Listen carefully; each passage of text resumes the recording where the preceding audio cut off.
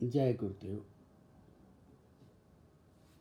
मैं श्लोक 32 तक पहुंच गया था अध्याय 4 के गीता के, और उसके आगे अब मैं कह रहा हूँ।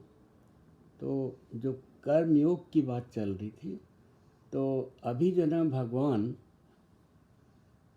कर्मयोगियों के बारे में बहुत कुछ बता के और फिर ये कहते हैं कि बाद में जाके सारे कर्म को एक्चुअली ज्ञान में ही भस्म होना है।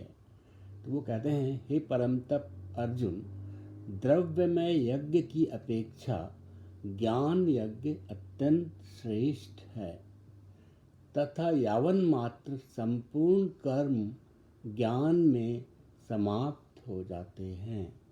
और फिर भगवान कहते हैं कि जो वो ज्ञान है जिसमें सारे कर्म भी समाप्त हो जाते हैं, उसे तुम कैसे प्राप्त कर सकते हो।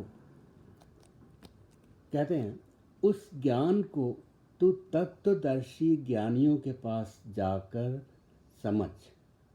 उनको भली भांति दंडवत प्रणाम करने से, उनकी सेवा करने से और कपट छोड़कर सरलतापूर्वक प्रश्न करने से वे परम तत्व को भली भांति जानने वाले ज्ञानी महात्मा तुझे उस तत्व ज्ञान का उपदेश करेंगे, जिसको जानकर फिर तू इस प्रकार मोह को नहीं प्राप्त होगा।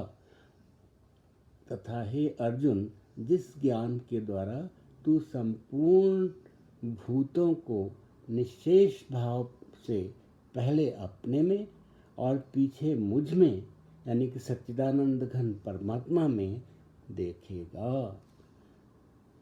मतलब आपकी जो विज़न है वो ब्रॉड हो जाएगी और आप कैसे जो है ना वो आगे बढ़ेंगे इस आध्यात्मिकता में, इसका एक डिस्क्रिप्शन अर्जुन को भगवान देते हैं।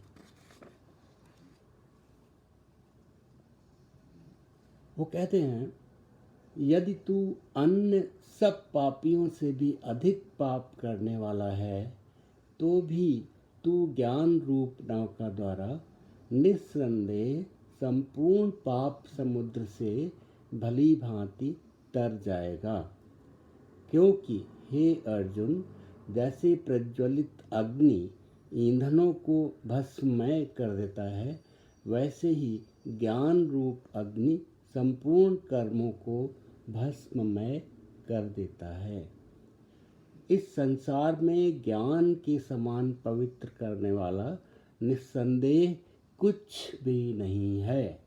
उस ज्ञान को कितने ही काल से कर्मयोग के द्वारा शुद्धांतःकरण हुआ मनुष्य अपने आप ही आत्मा में पा लेता है। मतलब भगवान यहाँ पे एक बहुत अच्छी बात बताते हैं कि जो हमने ये कर्म योग यहाँ पे कहा है, अगर उसकी आप प्रैक्टिस करते हैं, निष्काम कर्म करते हैं, तो वो ज्ञान आपके अंदर, आपके अंतःकरण में अपने आप ही प्रकट हो जाएगा। आप जो है ना कर्म योग करते रहिए और ज्ञान योग में अपने आप चले जाएंगे।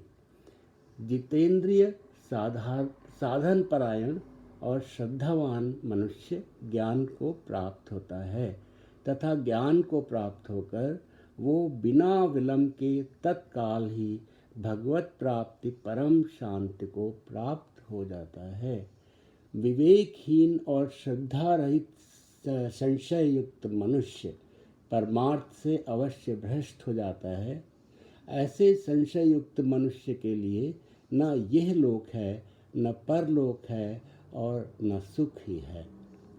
हे धनंजय, जिसने कर्मयोग की विधि से समस्त कर्मों का परमात्मा में अर्पण कर दिया है और जिसने विवेक द्वारा समस्त संशयों का नाश कर दिया है, ऐसे वश में किए हुए अंतःकरण वाले पुरुष को कर्म नहीं बांधते।